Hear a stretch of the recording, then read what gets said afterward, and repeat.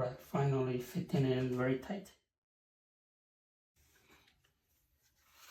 Alright, after drying overnight, I actually put it upside down and let it dry. When I find out this part here is firm enough, I put it on the styrofoam and then dry it overnight. And now the dryness is very even. So I'm going to finish it up. And flip over my bed.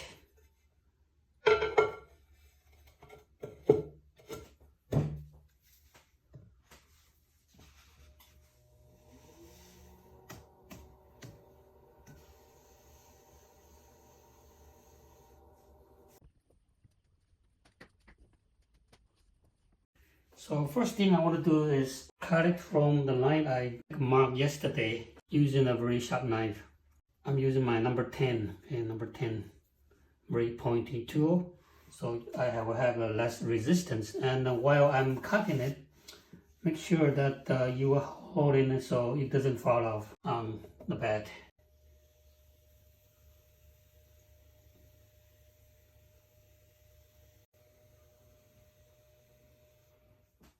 Okay, so hold it, and you can see that my wall is fairly thick. And here I have a little gap that you might want to use a sponge to smooth it out or maybe patch it up a little bit. I think this gap is alright, not too far away, so I will just brush some water and then use a piece of wooden stick to smooth it. Just brush a little bit of water and then compress it. If you have a gap that is too big, you might want to fill the gap with a coil.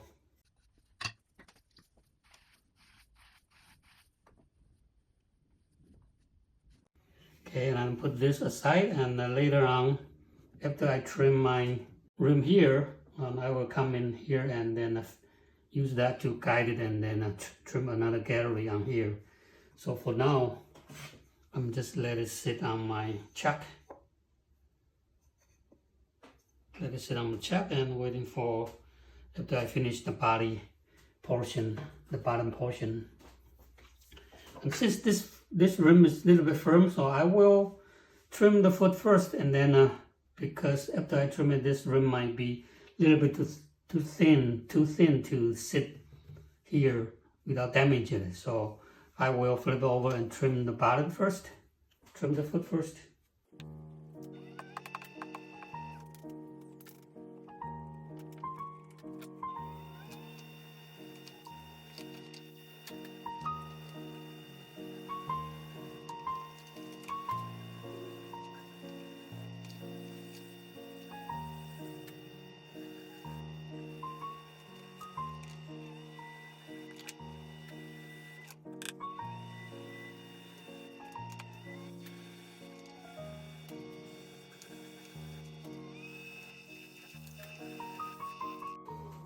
Right, so as you can see that I'm using my square loop tool, tungsten carbide square loop tool, to do the most general trimming, rough trimming, because this tool holds the sharp edge much longer.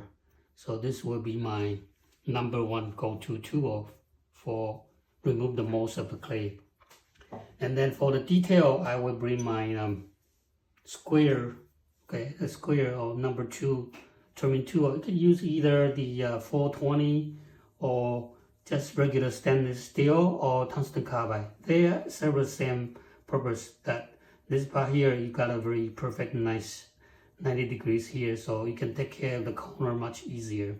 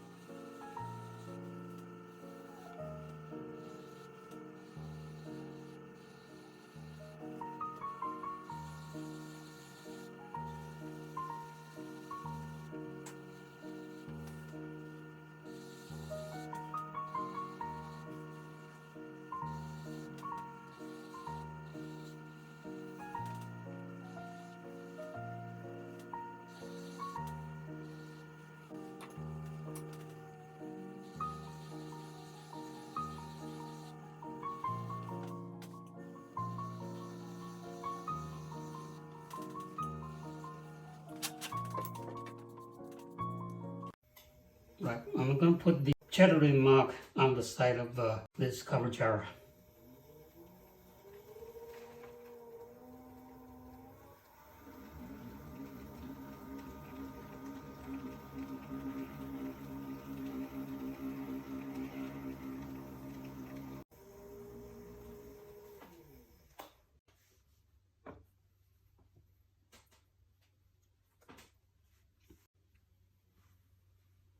Right, so this will be a step by, and later on when I'm trimming the lid, I will continue to use that to check it, see if that is fitting very tight.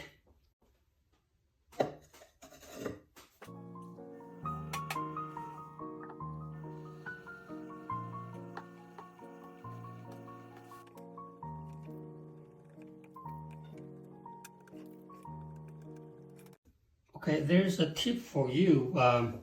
This chuck, it's been bisque, and for the bisque chuck, it's very porous, meaning if you are using the clay toy to hold it, the clay is not going to stick on here, because the chuck is going to absorb water right away.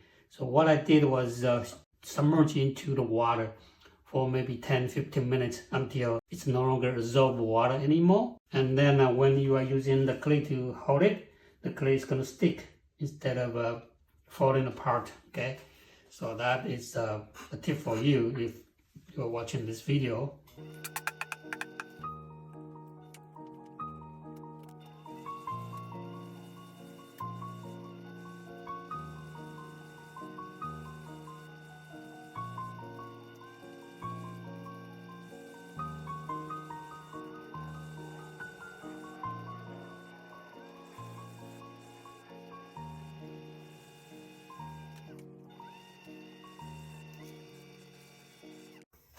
Well, let me bring my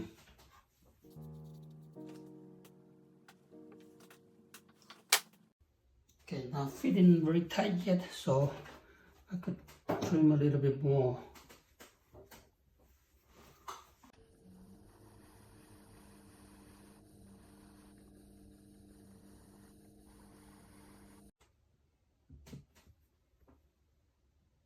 All right, so get in there, just a couple more.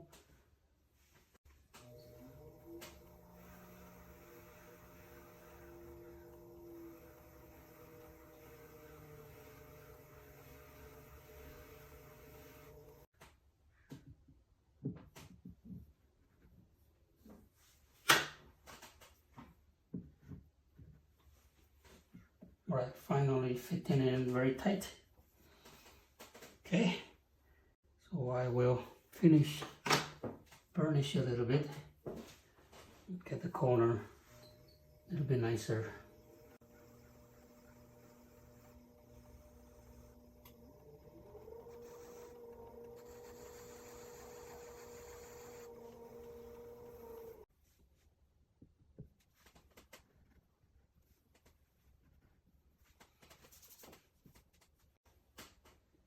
Okay, so that looks good. Let me put it on and then make the chattering mark on the lid too.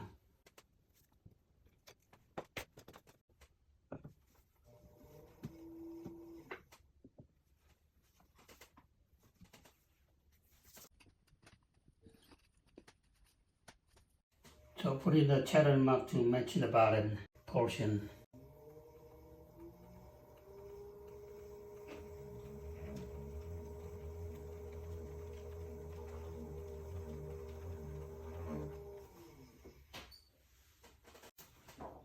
Right, so this is the finished one with the sodium silicate lid texture.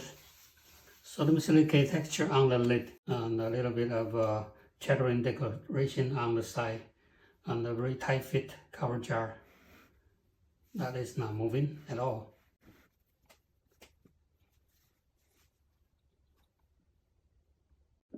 Okay, thanks for watching and see you next time.